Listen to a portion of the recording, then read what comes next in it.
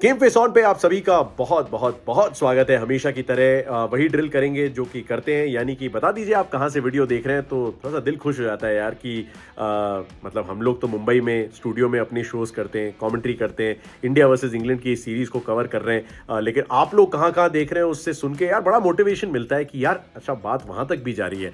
तो जल्दी से मैसेज में बता दीजिए कि कहाँ से आप फिलहाल ये वीडियो देख रहे हैं, और उसके बाद हम चलते हैं तीसरे टेस्ट मैच की तरफ, क्योंकि वहाँ पे बहुत सारा एक्शन हो रहा है।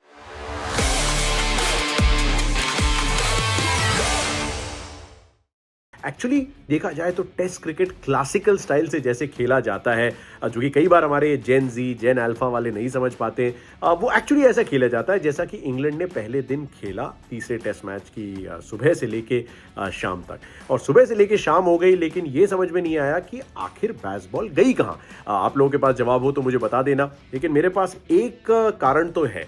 जिस तरीके से इंडिया ने इतिहास रचा एजबास्टन में, वो टेस्ट मैच जीता, मुझे ऐसा लग रहा है बदले बदले से सनम कहते हैं, बदले बदले से स्टोक्स और बदले बदले से बेसबॉल नजर आ रहे हैं। क्यों? क्योंकि इंग्लैंड ने जब से बेसबॉल क्रिकेट खेलना शुरू किया, यानी जब से ब्रेंडन मैकलम ने चार्ज लिया है, जून 2022 से लेके अब तक पहली बार इंग्लैंड ने टेस्ट क्रिकेट के पहले दिन इतने कम रन या फिर इतनी कम गति से रन बनाए हो। 3.02 का रन रेट इंग्लैंड को शोभा नहीं देता। ये तो कहते हैं कि ये एंटरटेनिंग क्रिकेट खेलेंगे, ये तो कहते हैं कि हम एंटरटेनिंग क्रिकेट खेलते हैं इसलिए लोग मैदान पे खींचे चले आते हैं।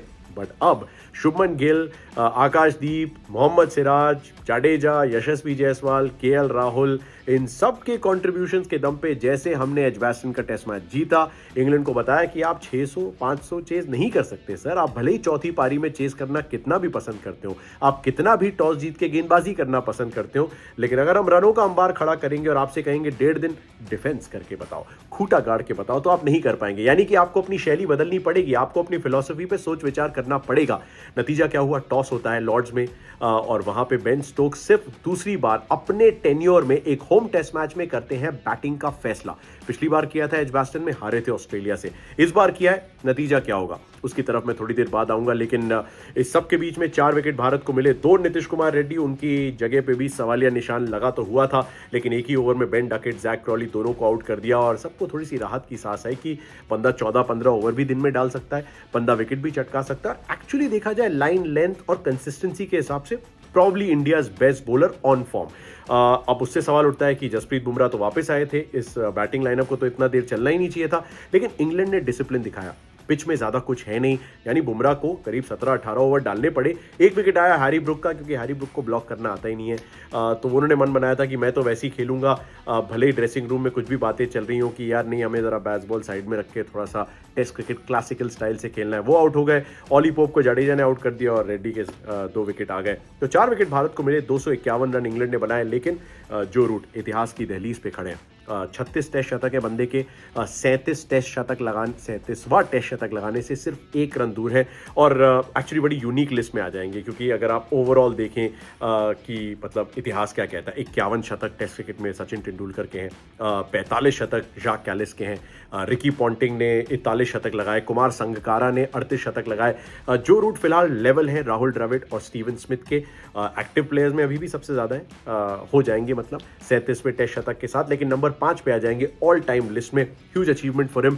3000 टेस्ट रन भी भारत के खिलाफ पूरे किए, जो ऑलरेडी सबसे ज्यादा है किसी भी बैटर के लिए टेस्ट इतिहास में। उसके अलावा 7000 रन टेस्ट क्रिकेट में पूरे किए इंग्लैंड में।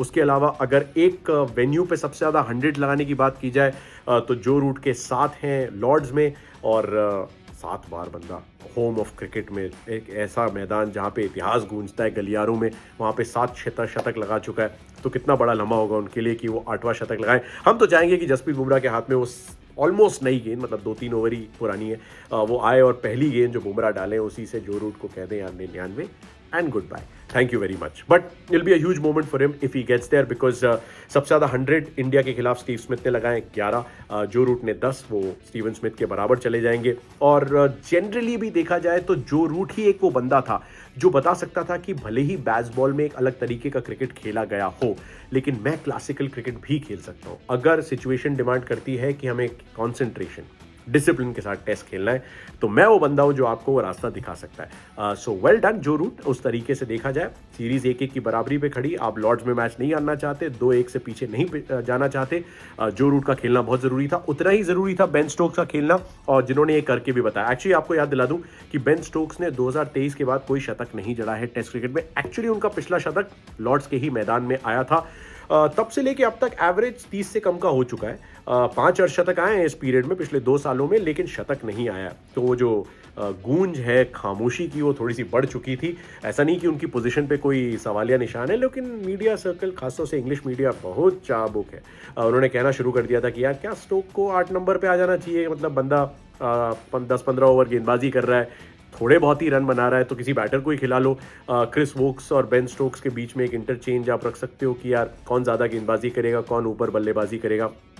एक खतरा है, ये साझेदारी तो बड़ा खतरा है ही भारत के लिए। दूसरा खतरा क्या है कि 2020 से मैं आंकड़े चेक कर रहा था, कहानी कुछ ऐसी है, नंबर्स है मेरे पास, कि 427 रन बनाए थे इंग्लैंड ने श्रीलंका के खिलाफ, 190 रन से मैच जीता था। लॉर्ड्स की बात कर रहा हूँ, 2024 में किया था। ऑस्ट्रेलिया ने इंग्लैंड के खिलाफ बनाए थे 416 रन और 43 रन से मैच जीता था। न्यूजीलैंड ने इंग्लैंड के खिलाफ 2021 में बनाए थे 378 रन, मैच ड्रॉ हुआ था। और इंडिया ने इंग्लैंड के खिलाफ बनाए थे 364 रन, 2021 में केएल राहुल का शतक, मोहम्मद सिराज के 8 wicket, 89 run partnership between Shami and Bumrah of all the people. और भारत ने लॉर्ड्स में पिछले असाइनमेंट में अपना टेस्ट मैच जीता था।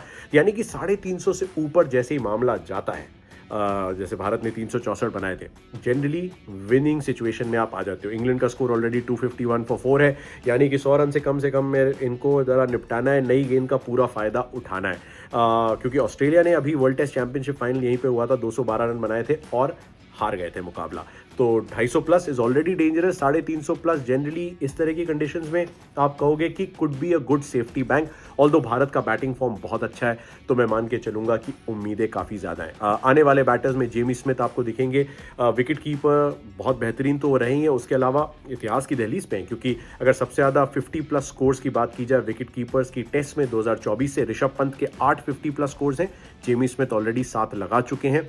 फास्टेस्ट टू 1000 रन की बात की जाए अमंग्स कीपर्स इन टेस्ट में, तो क्विंटन डिकॉक को 21 पारियां लगी थी, जॉनी बेस्टो को 22 पारियां लगी थी। जेमी स्मिथ करंटली 20 पारियों में 997 रन बना चुके हैं, यानी कि क्विंटन डिकॉक के बराबर वो खत्म कर सकते हैं 1000 रन टेस्ट क्रिकेट में, मतलब fastest to 1000 test run as a wicket keeper batter. Pretty special player, इस तरह की कंडीशंस में अच्छा खेल सकता है, इंग्लैंड को जिता सकता है, और वो बड़ा खतरे का सबब रहेगा।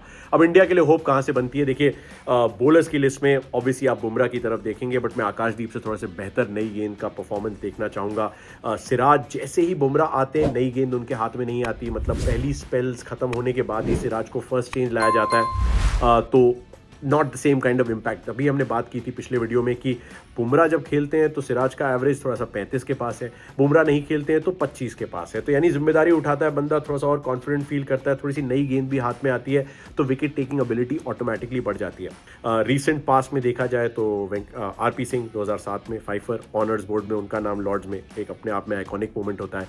प्रवीण कुमार 2011 में ऑनर्स बोर्ड पे नाम फाइफर लिया था। ईशांत शर्मा ने 7 for 74 लिए थे इस मैदान पे, 2014 में हम मैच जीते थे, और उसी मैच में भुवनेश्वर कुमार ने 6 for 82 लिया था। ऑनर्स बोर्ड पे उनका नाम गया था, बुमराह चाहेंगे उनका नाम वहाँ हो, आकाशदीप चाहेंगे। सिराज तो 2 बार 4 विकेट लेके गए थे पिछली बार, तो 5 विकेट लेके अपना नाम ऑनर्स बोर्ड पे लाना चाहेंगे। एंड द लास्ट स्पिनर जिन्होंने एक फाइफर लिया था भारत के लिए लॉर्ड्स में, वो थे बिशन बेदी साहब। उन्होंने एक कारनामा किया था 1974 में। तो रविंद्र जडेजा 51 साल बाद पहले स्पिनर बन सकते हैं, या फिर वॉशिंगटन सुंदर जो कि ये कारनामा कर दिखाएं। So you'd want your name on the honours board, you'd want to show up on day 2, क्योंकि अगर डे 2 अगर भारत ने एक भी सेशन नहीं जीता, जो कि पहली बार इस टेस्ट सीरीज में हुआ है कि एक पूरा दिन चला गया और भारत ने एक सेशन आउटराइट अपने नाम नहीं किया, तो समस्या बन सकती है और इंग्लैंड आगे बढ़ सकती है, काफ़ी बड़ी लीड ले सकती है। और उसी में ओपनर्स हमारे ज़रूरी हो जाएंगे। वैसे यशस्वी जायसवाल ने 932 रन बनाए इंग्लैंड के खिलाफ, 77.7 के औसत से, 3 शतक हैं जिसमें से 2 तो डबल हंड्रेड्स हैं, तो जायसवाल पे नज़र होगी। और KL Rahul player of the match थे जब पिछली बार इंडिया इंग्लैंड के खिलाफ खेली थी इसी मैदान पे। 129 beautiful classy innings, typical KL Rahul. मैं एक्सपेक्ट करूंगा कि ओपनर्स वो नींव प्रदान करेंगे। तो दिन कुछ इस तरह का जाना चाहिए कि इंडिया जल्दी से जल्दी दूसरे सेशन तक बल्लेबाजी करना शुरू कर दे और फिर इंग्लैंड ने जितने भी रन बनाए हो उसके काफ़ी आगे जाए। मैं मान के चलता हूँ अगर 350-400 के बीच में इंग्लैंड को रोक लिया, इंडिया एक बार खेले 600 650 बना दे एक बार फिर से। जिस तरीके का बैटिंग फॉर्म है, जिस तरह की बैटिंग गहराई दी गई है नीतीश के होने से, वॉशिंगटन सुंदर के होने से, करुण नायर से मैं रन्स की एक्सपेक्टेशन कर रहा हूँ। ऑनर्स बोर्ड उनका भी इंतजार कर रहा है भाई, apart from Gill, apart from Pant, Jaiswal, KL Rahul. मतलब watch out for these guys, but first mission is to get rid of Joe Root, get rid of Ben Stokes, get rid of Jamie Smith. ये 3 wicket आपने ले लिए तो 400 से कम रख पाएंगे। नल नहीं लिए जल्दी तो फिर it could be a very long test match for India. अपने कमेंट्स में मुझे बताइएगा कि इस टेस्ट मैच की कहानी कैसे अनफोल्ड होते हुए आप देखते हैं और कहां से देख रहे हैं, ये बताना मत भूलना। Good bye.